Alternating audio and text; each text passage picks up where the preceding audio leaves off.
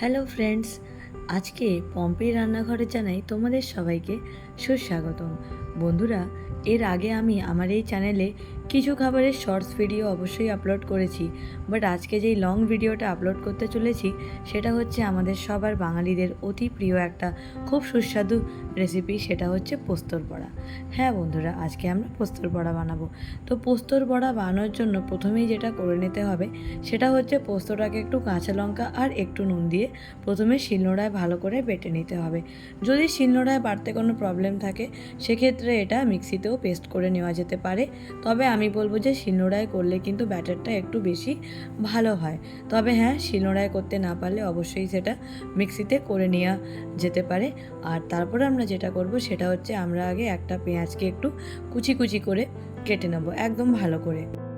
বন্ধুরা, এরপর আমরা যেটা করব সেটা হচ্ছে পোস্ত বাটার সাথে আমরা পেঁয়াজ কুচি এবং আমরা কিছুটা চালের গুঁড়ি এবং পরিমাণ মতো আর অল্প লবণ দিয়ে ওটাকে ভালো করে আমরা মেখে নেব। চালের গুঁড়িটা আমরা এই জন্য দেবো যাতে কি বড়াটা আমরা যখন তেলে ছাড়বো সেটা যাতে একদম ইনট্যাক্ট থাকে, সেটা যাতে কোনোভাবেই ছড়িয়ে না পড়ে, আর এতে কিন্তু একটা খাস্তা ভাবও বজায় থাকে।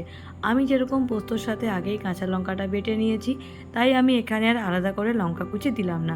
তোমাদের যদি মনে হয় যে তোমরা আরেকটু ঝাল খাবে তাহলে কিন্তু তোমরা আরেকটু কাঁচা লঙ্কা কুচি এখানে অ্যাড করতে পারো। তো যাই হোক বন্ধুরা, এই দেখো সুন্দর করে আগে একটু ব্যাটারটা রেডি করে নিলাম। এরপর যেটা করব সেটা হচ্ছে কড়াইতে আগে একটু আমরা সর্ষের তেল দিয়ে নেব।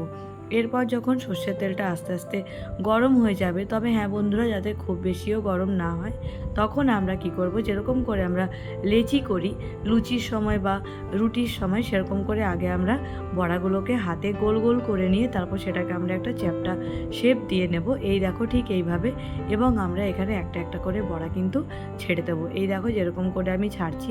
আমি যতটা পোস্ত নিয়েছিলাম তাতে কিন্তু আমার সেদিন মোট 6টা বড়া হয়েছিল। এভাবে আমাদেরকে আঁচটা কিন্তু লো টু মিডিয়াম ফ্লেমে রেখেই বড়াগুলো ভালো করে ফ্রাই করতে হবে। আর বড়াগুলো যখন ভালো করে ফ্রাই হয়ে যাবে, যখন দুদিকটাই গোল্ডেন ব্রাউন হয়ে যাবে, তখন কিন্তু বুঝে নিতে হবে যে আমাদের বড়া একেবারে রেডি হয়ে গেছে। এই যেরকম তোমরা দেখতেই পাচ্ছ, দেখো কালারটা কত সুন্দর এসছে। এরপর আমরা একদম ছাকা তেলে ভেজে এগুলোকে উঠিয়ে নেব।